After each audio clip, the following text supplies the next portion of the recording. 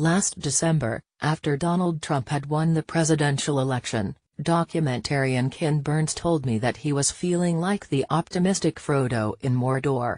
Burns has a tendency to describe himself and his work in sweeping, sometimes self-congratulatory, language, and this would not be the only time he likened himself to J.R.R. Tolkien's small, unlikely hero, entrusted with shepherding something valuable through dangerous territory.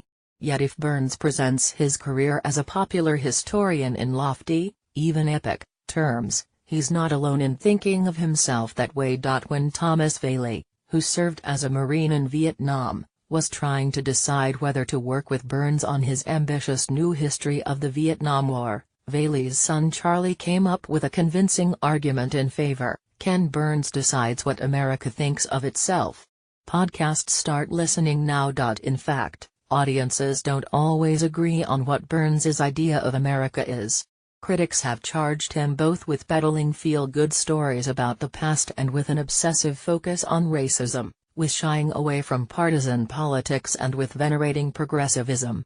Still, to debate precisely what Burns thinks about America is to concede the larger point, that Burns occupies an unusual role in an exceptionally polarizing time. Since 1990, when 40 million Americans watched the Civil War during its initial run on PBS, Burns has convened national conversations about varied but quintessentially American subjects, from baseball to jazz, prohibition to the national parks.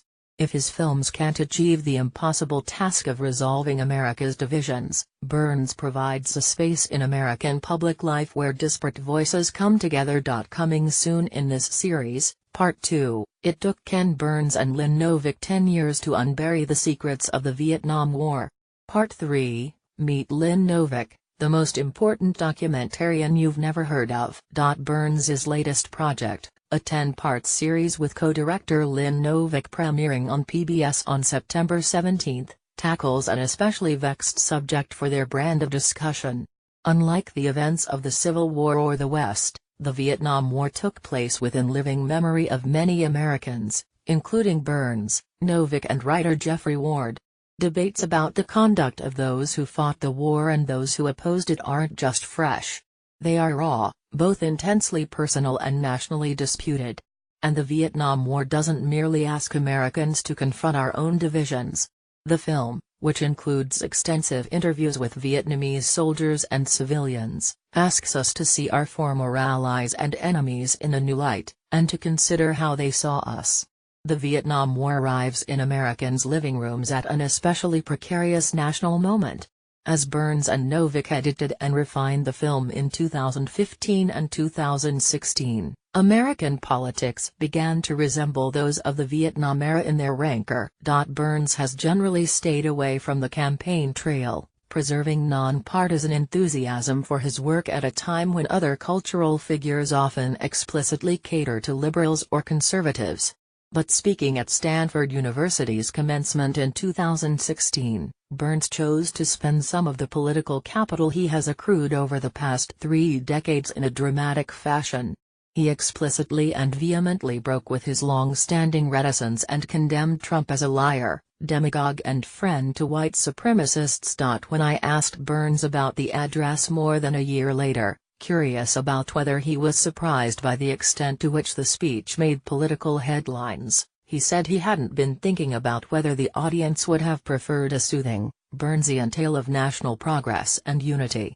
"I just felt that there was an urgency to the message I had about this," he said.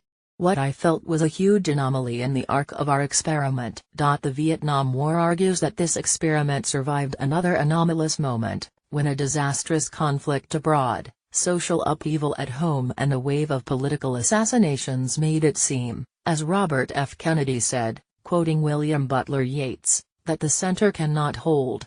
The United States emerged from the Vietnam era in a diminished and drastically altered fashion, but it survived.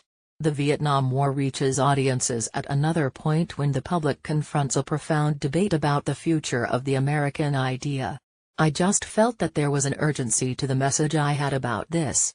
What I felt was a huge anomaly in the arc of our experiment." Ken Burns, on Donald Trump's candidacy over the past year and a half, As I reported out this series, it felt as though there was something eerie about the convergence of movie and moment.